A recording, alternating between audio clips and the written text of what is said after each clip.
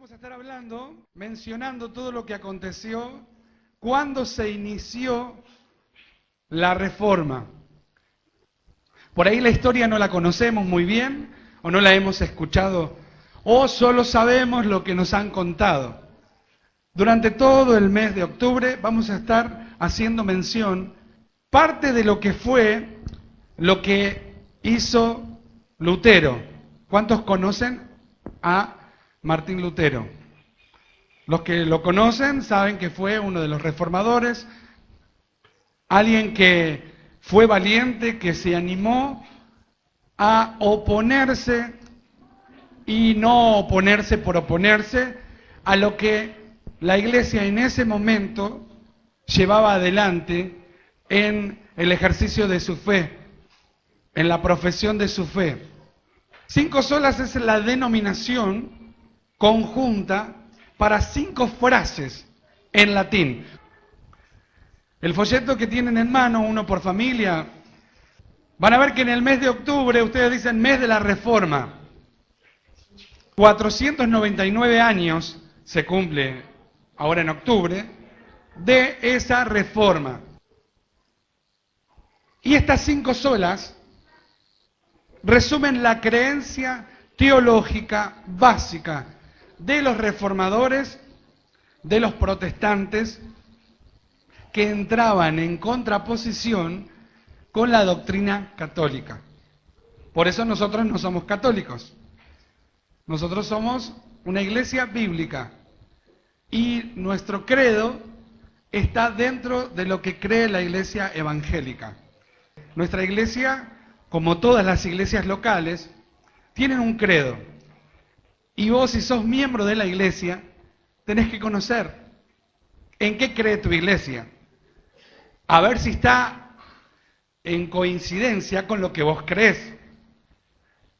No es solo ir y participar de una iglesia, sino saber en qué cree esa iglesia donde yo me congrego, a la cual yo pertenezco. Porque uno puede venir por simpatizante, o por amistad de alguien, o porque lo invitaron, o porque le gustan las reuniones, o porque recibió algo de Dios, o cuando aceptó a Cristo decidió quedarse en la iglesia y crecer y caminar en Dios, pero sin quizás una base sólida de la fe. Por eso a veces tenemos complicaciones en nuestro caminar diario con Dios, tenemos pruebas, luchas, y no podemos saltar esos obstáculos. No trascendemos lo que nos pasa y nos quedamos ahí. Y puede que se deba a que no tengamos en claro nuestra fe. ¿Quién es nuestro Dios? ¿Quién es Cristo? Si bien a lo largo de estos domingos que venimos predicando estamos haciendo énfasis en quién es Cristo, si lo vamos a aceptar, si lo vas a rechazar. Vimos en Colosenses lo que era la iglesia. Renovamos la visión de la iglesia, si pensábamos que la iglesia era otra cosa y no el cuerpo de Cristo, no la portadora de la presencia de Dios y del mensaje y de la palabra de Dios en la tierra. Que la iglesia no estaba hemos aprendido que la iglesia no estaba para satisfacer las necesidades del ser humano, sino para salvar al ser humano, porque necesitamos algo, Él necesita añadir algo, Él lo añade. Porque Él es misericordioso, porque es amoroso, pero no está específicamente la iglesia para satisfacer todas las necesidades del ser humano, sino que la iglesia está para predicar a Cristo, para presentar el evangelio salvador de Cristo. ¿Salvador de qué? De la condenación que pesaba sobre nosotros. Salvación, vida eterna, y dentro del camino de Dios se va a manifestar su poder, sí. ¿Se van a manifestar los dones del Espíritu Santo en medio de cada uno de nosotros? Sí. Pero eso es consecuencia de haber recibido a Cristo, consecuencia de haber aceptado a Cristo y de pertenecer a su iglesia. La palabra latina sola significa en español solo o solamente. Las 5 solas expresaban 5 creencias fundamentales que los reformadores entendían como pilares esenciales para la vida y la práctica cristiana. Y hoy vamos a ver un poquito de la historia Y después vamos a entrar en la primera tesis, en la primera proclamación, en la primera sola, que es la sola gracia. Les dije al principio que el 31 de octubre, específicamente, del 2016, se cumplen 499 años de este acontecimiento memorable, donde los poderes del hombre y del mundo son desafiados por un monje. Lutero, si van a ver la historia de él, era un monje. Era sacerdote católico, estaba dentro de la Iglesia Católica.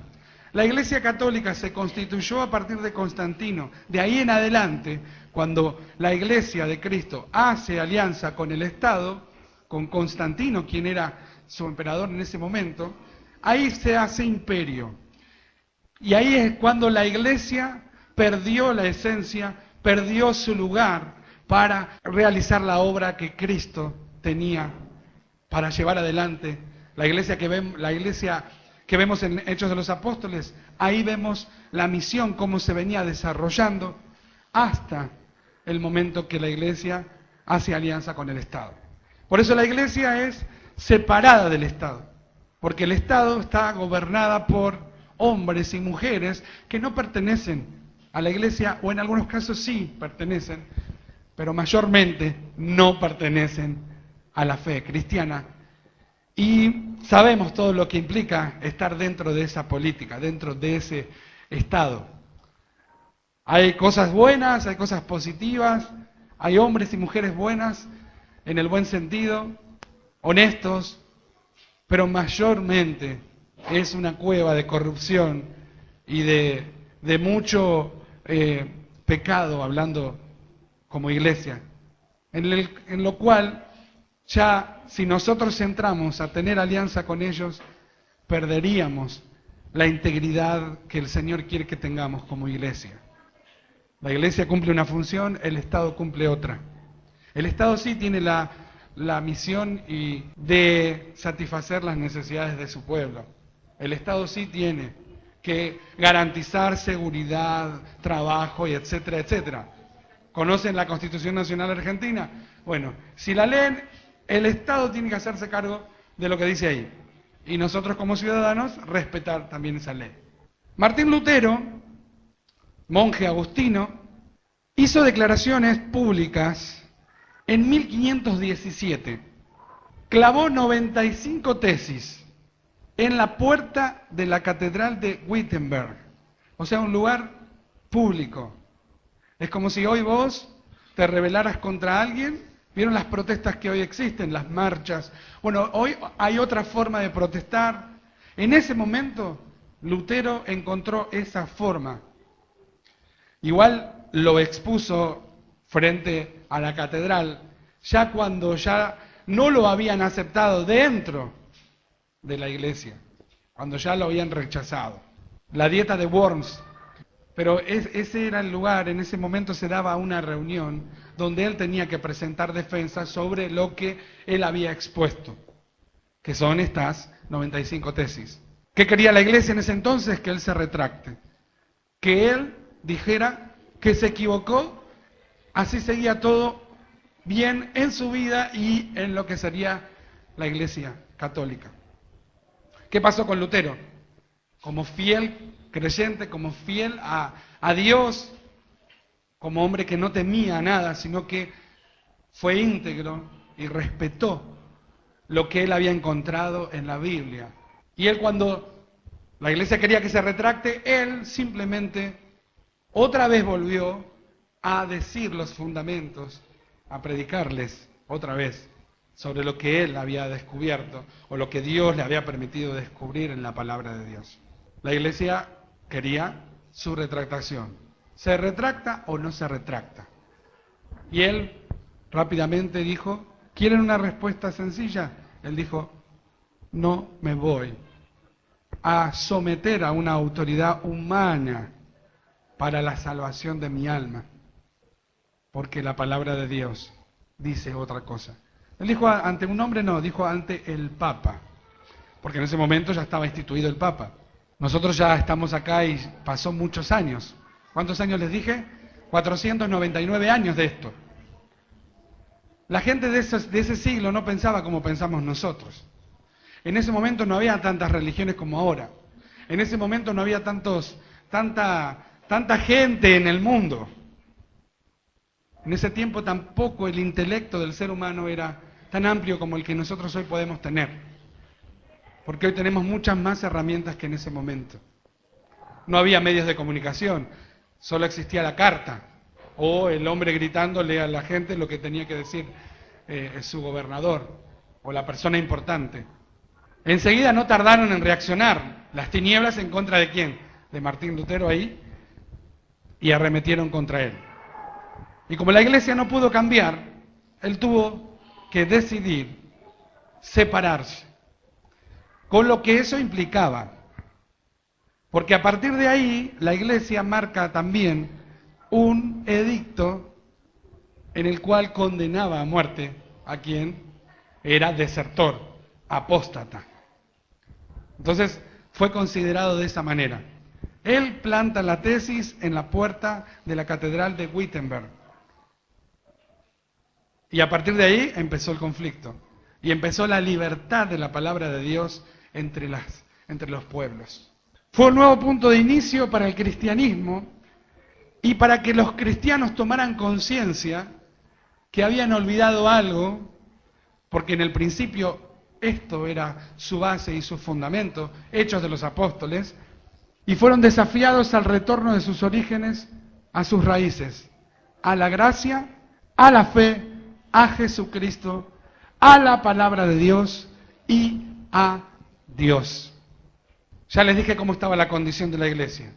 Desviada de la verdad, su autoridad ya no era la palabra de Dios. La autoridad de la Iglesia Católica es el Papa actualmente, en ese momento cuando él presenta la tesis, su autoridad era el Papa, las tradiciones y la Iglesia. O sea que la Iglesia tenía poder sobre los seres humanos. El Papa tenía poder por sobre todos los seres humanos. Y las tradiciones pesaban más que la palabra de Dios. Y como dice el punto 3, su triste condición moral y espiritual, o sea, pecado, violencia, el poder, porque cuando les hablé que la iglesia se unió al Estado, fue poderosa. Poderosa en la tierra, ¿no?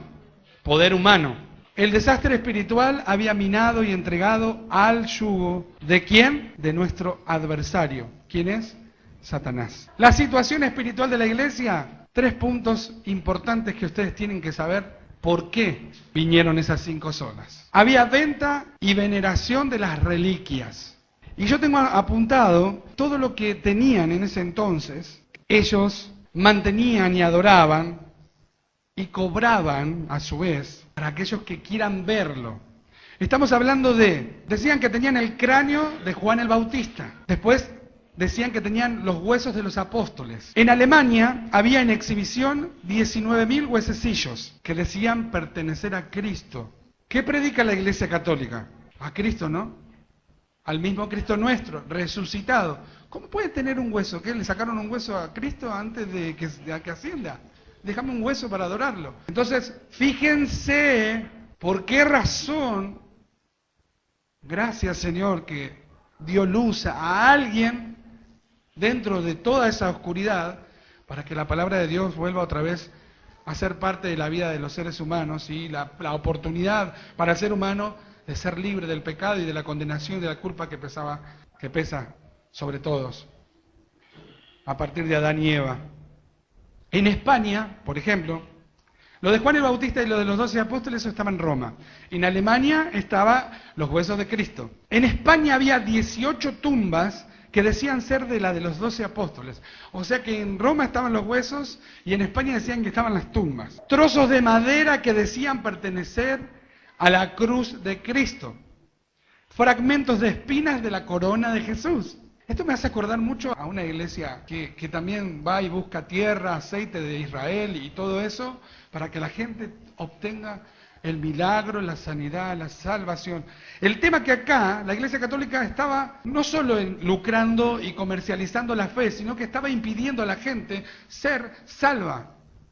O sea que estaba siendo anticristo. Tenía un espíritu de anticristo prohibiendo de manera sutil, de que la gente no pudiera recibir a Cristo, de que la gente no pudiera ser perdonada por sus pecados. La gente pagaba para verlos y los veneraba, y con eso hacían mérito para salvarse. Después el otro punto dice los temblores del purgatorio. ¿Cuántos escucharon hablar del purgatorio? ¿Cuántos creen en el purgatorio? Levanten la mano. Si el purgatorio apareció en algún momento de tu vida, o lo ha creído tu familia, o lo han inculcado, o lo has escuchado. Yo antes creía en la reencarnación, entonces no sé de dónde lo escuché, pero yo creía que veía las hormigas o cualquier cosa, decía, nosotros vamos a hacer hormigas o... No sé de dónde lo escuché, pero seguramente alguien me lo enseñó. Los temblores del purgatorio. ¿Saben por qué está dicho los temblores? En Roma había 30 monedas de plata que aseguraban que eran las monedas ¿de quién? Del que traicionó a Jesús. Creían que eran las monedas que Judas había utilizado para vender a Cristo. Si el feligrese, o sea, si el que se congregaba, si el que asistía, si el que era católico, lograba besar y pagar por sus indulgencias, esto reducía 50 años de penitencia en el purgatorio. Este dogma era usado como instrumento de terror. ¿Por qué? Porque si no pones, no hay purgatorio, hay infierno. Después dicen los papas. ¿Y por qué voy a mencionarlos así rápidamente? Porque tenían que ver con lo que pasó con Lutero, el último. Los papas eran verdugos de los pueblos. ¿Saben lo que son verdugos? Los que mataban o los que ordenaban la muerte de la gente que no cumplía con las normas establecidas por la iglesia. Ordenaban matanza, asesinatos, arrasaban pueblos enteros, sometían reinos bajo su dominio, entregados al placer y a la lujuria. Alejandro VI mandaba retratar a las personas con las que él se acostaba, o sea, las mujeres que tenía de amantes las retrataba para que después la adoraran como virgen. O sea, fíjense hasta dónde llegaba el grado de perversión de la fe y de la vida misma, porque uno cuando pervierte la palabra de Dios, que no se va a pervertir, ¿no? Si ya pervertís algo que vos sabés que es verdad, ya a uno no importa ya lo que haga. Julio II quiso ser conocido como el Papa Guerrero y ustedes van a ver la foto que él está con una armadura puesta librando batallas. León X o X se propuso construir la Basílica de San Pedro con los dineros de los pueblos, de la gente humilde, y amenazó con el infierno si no se les ayudaba para esa causa. El padre Tessel, no sé cómo se pronunciará exactamente, llegó a Alemania de Lutero. Llegó en el tiempo justo de Lutero. Y decía que aún no terminaba de caer la moneda en el fondo del cofre cuando el alma salía de las penas que purgaba. Vendió indulgencias donde absolvía de pecados aún no consumados. O sea que vos podías pagar por adelantado los pecados que ibas a cometer en el futuro. Los millonarios, toda la gente de plata, iba y ya le daba ahí. Decía, ya está, me aseguré el cielo, me aseguré todo. Pero ¿quién era la responsable o el encargado de llevar adelante esta prédica? En este caso fue el padre Tessel, que fue justo en el momento de Lutero. Les invito a ver la película de Lutero. Mírenla porque va a estar bueno para contextualizar todo lo que vamos a ver este mes. Preámbulo de la Reforma. Porque podemos decir, Lutero fue el primer reformador, no, él fue el primero que pudo llegar a lograr y concretar lo que otros vinieron haciendo y que no pudieron terminarlo. Ya sea porque murieron o ya sea porque los mataron antes. El año 1000 después de Cristo, que estuvieron los valdenenses. Esos eran los guiados por Pedro Baldo, un cristiano ferviente y obediente a las Escrituras, y estaba radicado en el norte de Italia, en Berengaria. Ellos escribieron un libro que se llamaba Anticristo, por Bruis, el nombre que lo escribió. Los valdenenses fueron perseguidos, torturados y sufrieron atrocidades, y al final fueron asesinados. Año 1000. Antes del año 1000 hubo otra matanza, Juan Hus, esto fue en el año 1380, predicó la verdad de las Escrituras, se aferró a ella, condenó la corrupción, los excesos morales de la Iglesia y la falta de espiritualidad. El doctor Hus fue traicionado por la Iglesia, por los príncipes. ¿Saben cómo murió? Prendido fuego. La historia registra que él murió cantando: Jesús, hijo de David, ten misericordia de mí. O sea que él podía adorar a Dios aún en ese momento donde él estaba dando su vida por el mensaje verdadero de Cristo. Fíjense el poder que tenía la Iglesia en ese momento, católica. Tiempo de la Inquisición, conocen. Si te acusaban de brujería, fuiste. Adulterio, fuiste. Pero fíjense cómo era, porque así no funciona Dios. Dios no obliga a nadie a que haga algo que no quiere. Por eso Él te deja que vos resuelvas eso en oración, en tu corazón. Si Él te convence, lo vas a hacer. Si Él no te convenció es porque no sé si querrá que lo hagas. Y eso ya es un problema. Porque estamos hablando de que Él es soberano y Él dice: yo tengo misericordia de quien yo quiero tener. Y si no sos convencido por Él, no podés ser convencido por nadie. Si no te convence el Espíritu Santo de pecado, no te puedo convencer yo. Esto lo vimos el domingo pasado. No podemos ser convencidos por alguien, sino es pura y exclusivamente por el Espíritu Santo. Geert Grothe, en octubre de 1340, él murió en el 1384. Y esto fue en Holanda, él estuvo.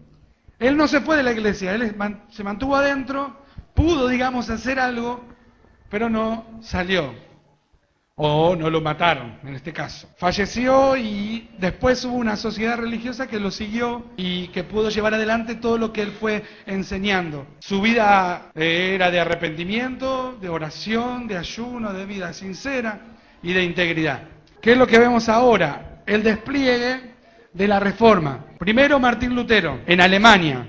Después está Ulrico Zwinglio, esto es en Suiza, Iglesia Reformada. Menno Simons, la Iglesia Menonista, ¿la escucharon alguna vez? Esto fue en Holanda. Y Juan Canox, en Escocia, en Inglaterra, Iglesias Presbiterianas. Los anabautistas seguramente lo van a escuchar, o cuando lean la historia, los que quieran ahondar más en esto, van a encontrar los anabautistas que después fueron tomados por Simons, fueron reivindicados porque a ellos también los aniquilaron, no llegaron a poder avanzar y crecer con lo que venían predicando. Ellos se habían opuesto al bautismo de niños, ellos aseguraban que el bautismo era para adultos y que tenía que ver con un paso de fe y tenía que ver con un arrepentimiento, que un niño no lo puede tener y no lo puede hacer. Sola gracia, la primera.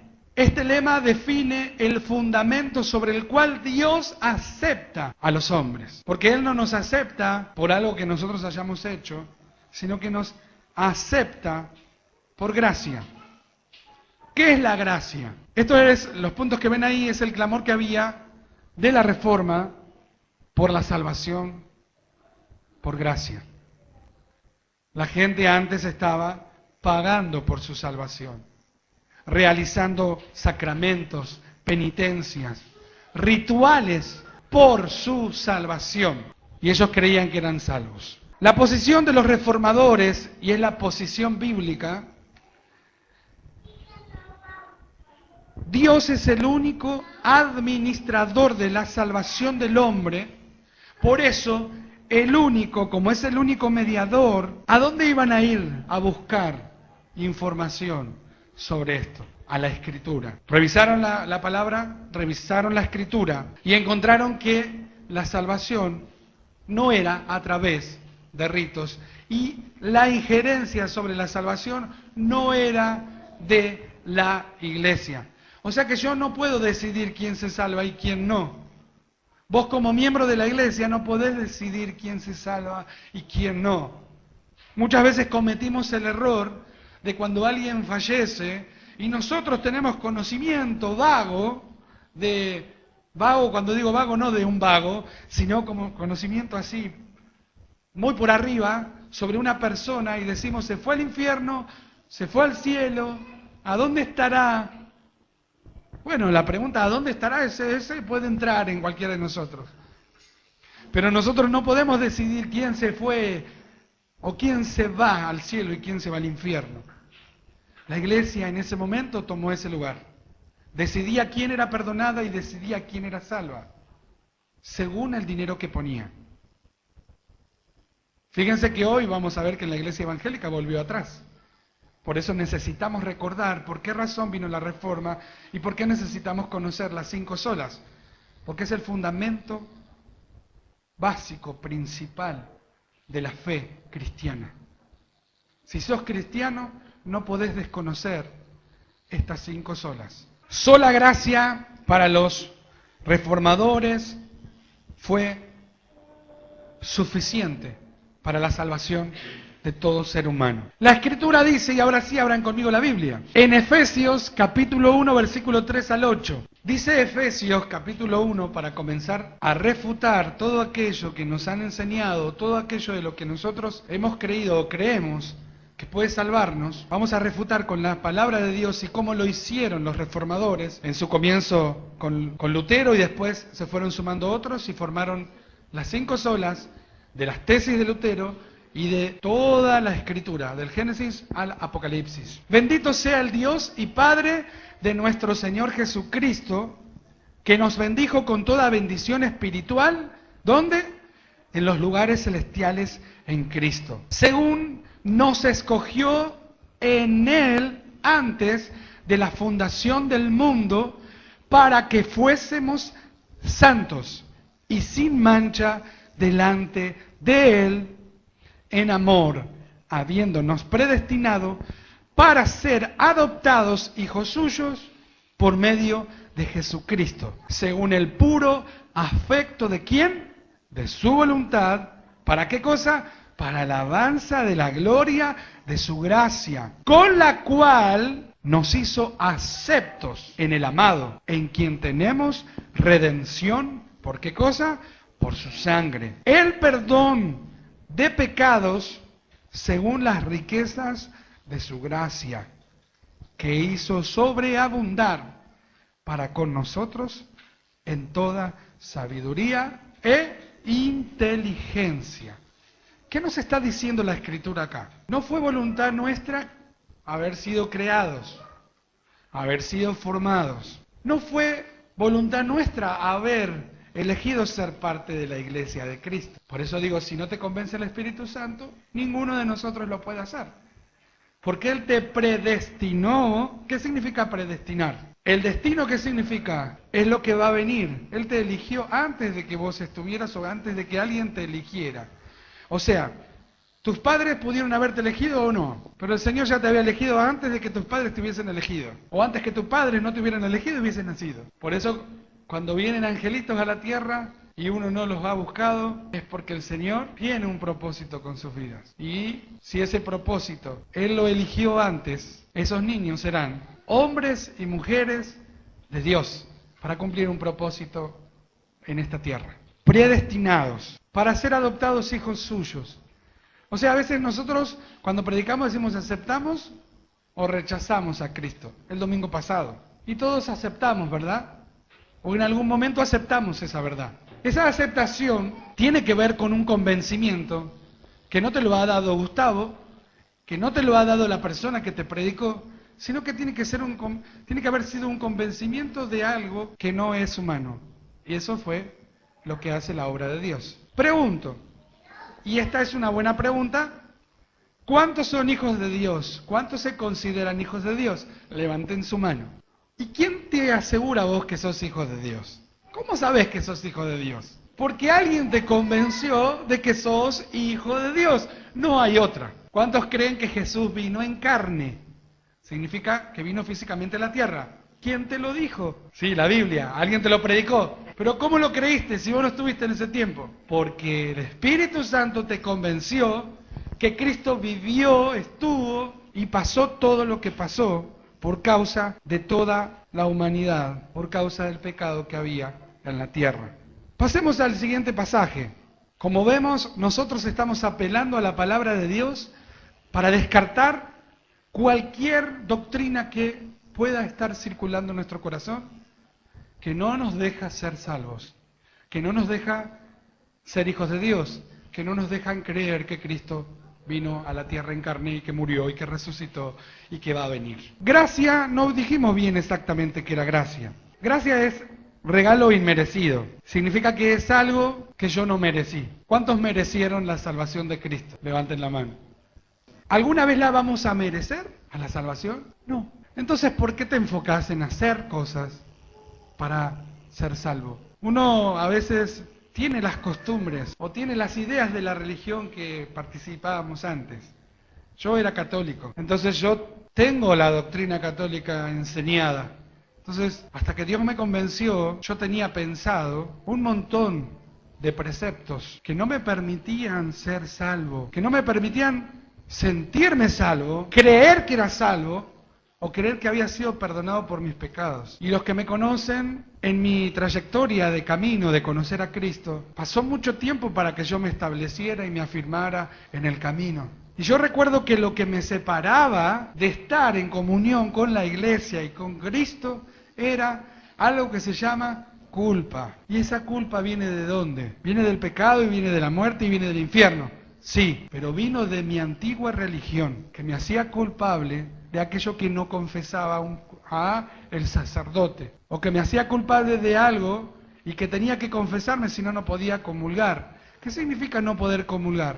No puedo ser parte del cuerpo y la sangre de Cristo. O sea que cada vez que yo cometía un pecado yo me sentía culpable. Entonces esa culpa me hacía alejar de Dios. Y por eso me apartaba de vuelta y me iba al mundo. Me alejaba de la iglesia y practicaba el pecado como cualquier otra persona que no conoce a Cristo, que no conoce el camino de Dios. Entonces, si hay doctrinas incorporadas de nuestra vieja religión, ojo, porque tenemos que ahora renovar nuestros pensamientos con la palabra de Dios para que esa mentira caiga. No va a caer porque yo diga yo no creo en eso, o yo ya no soy más católico, o sea que eso no me pertenece más. Las doctrinas falsas se caen cuando conocemos la verdad. Y por eso cuando fuiste predicado, dejaste de ser católico y pasaste a ser, no sabías qué, pero a ser cristiano. O quizás decías, yo sigo siendo católico, pero ahora me congrego en otra iglesia. Podemos haber pasado así también.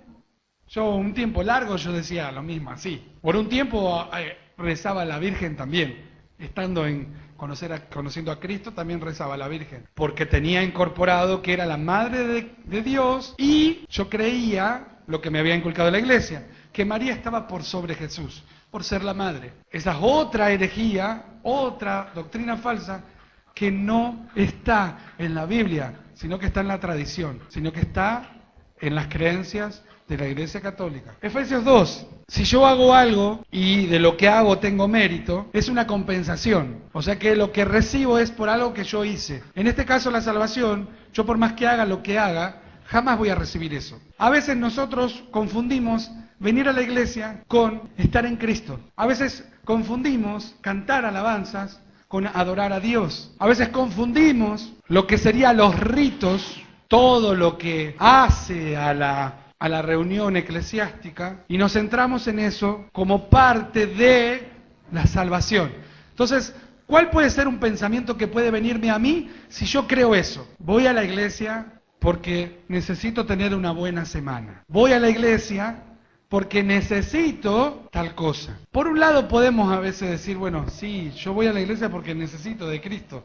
Sí, es algo necesario, es parte de la vida cristiana. Pero sentirse salvo cuando vengo y sentirme no salvo cuando no vengo a la iglesia, entonces ahí estoy poniendo a la iglesia en el lugar de Cristo, en el lugar de Salvador, cuando la iglesia no es salvadora. La iglesia es el que lleva al mediador, el que te presenta al mediador. Pero el mediador es Cristo, no es la iglesia. No somos nosotros, somos mediadores del mensaje. Cristo es el que te salva. Otra cosa también que puedo pensar en decir, bueno, la visita de alguna persona de la iglesia y compartimos un versículo, oramos o algo, o no, y yo ya creer que ya tengo salvada la semana o ya tengo salvado mi vida porque estuve con el pastor, porque el pastor estuvo en mi casa o porque el pastor me predicó o estuvo hablando conmigo, o oró por nosotros. Eso es algo complementario a la comunión que nosotros tenemos como hijos de Dios, pero eso no te salva. que yo ore por vos, que yo te visite, eso no te salva. Porque si no estaríamos enfocando en algo diferente a lo que dice Efesios. ¿Qué dice Efesios 2:8, 9? Porque por gracia sois salvos por medio de la fe. Y esto no de vosotros, pues es don de Dios. No por obras, para que nadie se gloríe. Si yo le quito el mérito a la gracia de Dios y a Cristo, yo digo que vos estás acá hoy sentado gracias a que yo te fui a visitar, gracias a que yo te prediqué, gracias a que yo te invité, y eso es mérito mío. Entonces, si vos estás por eso, estás al horno. ¿Por qué? Porque no estás siendo salvo. Estás poniendo tu salvación en palabras de un hombre, en palabras y méritos de una persona, cuando la salvación es por medio de la fe y no de vosotros, don de Dios, regalo de Dios, no por obras, no por algo que hagas vos o algo que haga yo, para que nadie se gloríe, ni vos ni yo, para que la gloria sea de quién, pura y exclusivamente de quien hace la obra y de quien es ese regalo, que es Cristo. El versículo 10 no lo dice ahí, pero yo se los leo, porque somos hechura suya, creados en Cristo Jesús, para buenas obras, las cuales Dios preparó de antemano para que anduviésemos en ella. O sea que lo que hoy estás transitando fue preparado por Dios. No es preparado por mí, ni es preparado por vos, sino que está preparado por Dios de antemano. Y esas obras que nosotros estamos haciendo no son obras para salvación, sino que son obras fruto de la salvación, pero obras de Él, no obras mías, ni obras tuyas. Por eso cuando la iglesia te invita a servir a Cristo, no estás haciendo la obra de Gustavo, la obra de la iglesia, sino que estás haciendo la obra que preparó el Señor para que vos las ejecutes, para que vos las transites, para que vos camines por ella.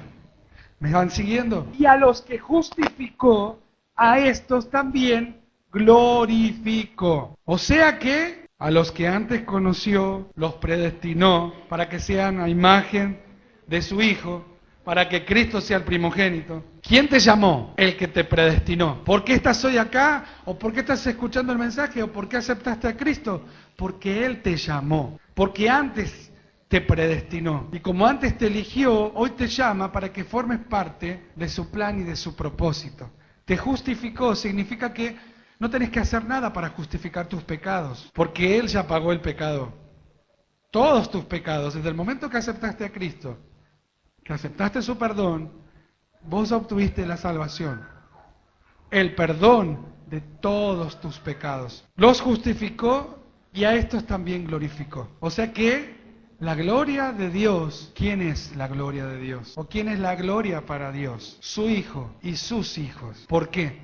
Porque llevan su gloria, su presencia. Por eso dice que los glorificó. En otra dice los santificó. Entonces la primera tesis podemos decir y reafirmar, sola gracia, dice reafirmamos que en salvación somos rescatados de la ira de Dios solamente por su gracia. El trabajo sobrenatural del Espíritu Santo es el que nos trae a Cristo a través de liberarnos de nuestra esclavitud, del pecado y resucitarnos de la muerte espiritual a la vida espiritual. O sea que tu vida espiritual antes de Cristo estaba muerta. A partir de Cristo, a partir de que el Espíritu Santo hizo esa regeneración en tu vida, te resucitó, le dio vida a tu espíritu, vida espiritual. El otro punto, negamos en este caso ahora, que la salvación sea de alguna manera el resultado de trabajo humano, métodos humanos, técnicas, estrategias humanas, que en sí mismas no pueden producir esta transformación. En el seminario tuvimos una materia que se llama Psicología de la Religión y los científicos, los psicólogos en este caso, estudiaban el fenómeno religión porque no pueden entender, y ahí es donde quieren explicar la transformación que se produce en la vida de uno elegido por Cristo para ser su hijo. Los cambios que se presentan no pueden explicarlos y en algunos casos lo explican, pero no se deja como no tan evidenciados. Sí, se vuelven locos exactamente, Porque no pueden ellos justificar, ellos quieren negar la existencia de Dios. Por eso la psicología, la que negativiza a Cristo, dice que Dios existe en el cerebro o en la mente del hombre. Y hay psicólogos que están a favor de que Dios existe y dan otra valoración. Ellos no van a poder explicarlo porque no creen en el Espíritu Santo, no creen en Dios, no creen en Cristo. Entonces nunca van a aceptar que ese cambio que se produce en la vida de una persona es hecho por el Espíritu Santo y no es algo que lo hace el ser humano. La fe salvadora no es producida por nuestra naturaleza humana no regenerada. Es solamente dada por parte de Dios al pecador de pura gracia. Quiero que reflexiones a este llamado. La fidelidad de la iglesia cristiana en épocas pasadas tiene un contraste prominente con la infidelidad de la iglesia del presente. A comienzos del siglo XX, las iglesias cristianas mantenían una función altamente misionera y crearon numerosas instituciones religiosas para servir en la causa de la verdad bíblica y el reino de Dios. Esto fue en el siglo XX. Después, algo pasó que la iglesia volvió a lo que antiguamente había protestado, a lo que antiguamente había dicho que estaba en contra. Si hemos sido influenciados por los evangelios de la cultura secular, que no son evangelios, arrepentirnos si hemos debilitado la iglesia por nuestra propia falta de arrepentimiento serio, nuestra inexcusable falta de celo para hablarles a otros de Dios y del trabajo salvífico de Cristo. Si nos ponemos de acuerdo y tenemos estos 3 puntos en común, quiero que lo veas, lo leas, sé que esto distrajo un poco, pero creo que es importante a la hora de decir, yo quiero arrepentirme de algo, quiero saber de qué, y si el Espíritu Santo me convenció de que esto lo tengo que hacer. Si has sido influenciado por la cultura, desprestigiando la fe cristiana de alguna manera, y eso te ha hecho a vos ser parte de eso, o de un evangelio que tenga esa cultura, que no sea el evangelio bíblico, el evangelio que nosotros vamos conociendo. Y acá estamos hablando de la gente que hace rato que conoce del evangelio. No hablo de la gente que recién está conociendo a Cristo. Si en algún momento nuestra falta de arrepentimiento sincero, genuino, ha hecho que la iglesia sea debilitada en lo que tendría que ser luz en medio de las tinieblas, y si en algún momento, por no ser celoso, por no hablar a las personas del mensaje de salvación, también necesitamos arrepentirnos, porque parte de que eso siga avanzando, siga creciendo, esos evangelios falsos o la mentira que viene de generación en generación, 499 años, y todavía sigue vigente, lo que un día Lutero y los otros reformadores dijeron que no estaba de acuerdo con la palabra de Dios. Entonces quiero que cierres tus ojos y que puedas reflexionar en la parte que te toca a vos de este proceso de la iglesia, de este proceso de Dios en la tierra, de este proceso de Dios en tu propia vida. Porque Dios no te está pidiendo que seas perfecto, Dios no te está pidiendo algo para que seas salvo. Si has escuchado el mensaje y el mensaje te convenció, el Espíritu Santo solo ha hecho lo que Él quería que haga. Y el Espíritu Santo ha hecho lo que Él solo quería hacer en tu vida. Si Él te convenció de la necesidad hoy de arrepentirte de tus pecados, de arrepentirte de haber creído que tu salvación dependía de otras cosas, por haber compartido mi amor, mi fe, ya sea con un santo, ya sea con una virgen, ya sea con una imagen, ya sea compartir mi fe con creer que viniendo solamente a la iglesia yo era salvo. Por eso ir de una iglesia a la otra no nos hace más cristianos. Por eso ir de un lugar al otro no nos llena, no nos satisface espiritualmente. Porque no tiene que ver con lo que vos hagas o a donde vayas, sino que tiene que ver con lo que tú crees y con lo que el Espíritu Santo habló a tu vida. Si el Espíritu Santo te convenció para arrepentirte de tus pecados, levanta tu mano al cielo y ora al Padre en el nombre de Jesús. Dios Padre te escucha. Dios Hijo te garantiza que esa oración llegue. Y el Espíritu Santo tomará la orden del Padre para ejecutar lo que le estamos pidiendo. Durante la reunión le pediste a Dios por las necesidades que tenías. Durante la reunión oraste por tu familia. por aquello que necesitabas. Ahora Dios quiere que ores por vos, por tu propia vida, y que puedas tomar la iniciativa que el Espíritu Santo te está ofreciendo, de pedirle perdón a Dios por lo que Él te ha convencido que es pecado en tu vida. Si es así, quiero que levantes tu mano conmigo al cielo y que repitas esta oración que voy a estar guiándote a hacer, para que no tengas que buscar la forma de cómo orar y de cómo pedir, porque quizás no tengas todavía el conocimiento o la forma, o quizás hace mucho que venís a la iglesia y no encontrás la forma de cómo orar correctamente. Por eso quiero guiarte a hacer esta oración. Quiero que repitas conmigo: Padre, en el nombre de Jesús, en esta mañana quiero reconocerte como mi Señor, como mi Salvador, como el que otorga la salvación a mi vida sin merecer. Quiero agradecerte por darme esta oportunidad de aceptar, de creer. Gracias por convencerme de que tú eres el único Dios, y que por el sacrificio que hiciste en la cruz, yo soy perdonado. Yo tengo vida eterna. Y gracias a tu Espíritu Santo, hoy yo puedo arrepentirme de todos mis pecados.